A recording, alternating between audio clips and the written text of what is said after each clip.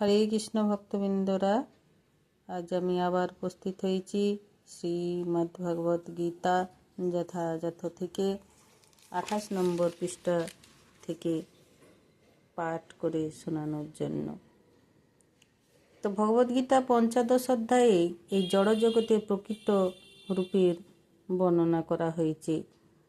ঊর্ধ্বমূলমধঃশাখমশ্বথং প্রাহুরব্যয়ম ছন্দাংসি যস্য পর্ণানি যস্যং বেদ স বেদবিদ। ঊর্ধ্বমূল ও অধঃশাখা বিশিষ্ট একটি অশ্বত্থ গাছ রয়েছে। বৈদিক মন্ত্রগুলি হচ্ছে পাতা। যে এই গাছটিকে জানে সে বেদকে পূর্ণরূপে উপলব্ধি করেছে। জড়জগতে বলা হয়েছে ঊর্ধ্বমূল ও অধ শাখা বিশিষ্ট একটি অশ্বত্থ গাছে সাধারণত গাছের শাখা থাকে ঊর্ধ্বমুখী এবং তার মূল থাকে নিম্নমুখী। কিন্তু অসংখ্য যখন জলাশয়ের সামনে দাঁড়িয়ে সেই জলে গাছের প্রতিবিম্ব দেখি, তখন দেখতে পায় তার মূল ঊর্ধ্বমুখী এবং তার শাখা অধোমুখী।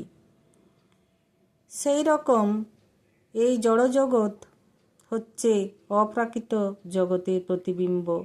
প্রতিবিম্বের কোনো স্থায়িত্ব নেই, সে শুধু একটি ছায়া মাত্র। কিন্তু এই ছায়া থেকে আমরা বুঝতে পারি যে প্রকৃত বস্তু রয়েছে মরুভূমিতে। জল নেই, কিন্তু মরীচিকার মাধ্যমে আমরা ইঙ্গিত পাই যে জল বলে একটি পদার্থ আছে।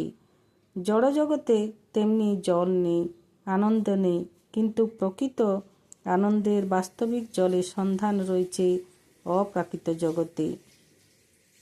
ভগবান ইঙ্গিত দিয়েছেন যে নিম্নলিখিত উপায়ে আমরা চিন্ময় জগৎ লাভ করতে পারি। নির্মাণ মহাজিত সঙ্গদোষা অধ্যাত্ম নিত্য বিনিবৃত্ত কামাহ দ্বন্দ্বে বিমুক্তাহ সুখ দুঃখ সংখ্যেয় গচ্ছন্ত মূঢ়া পদম পায়ং তত।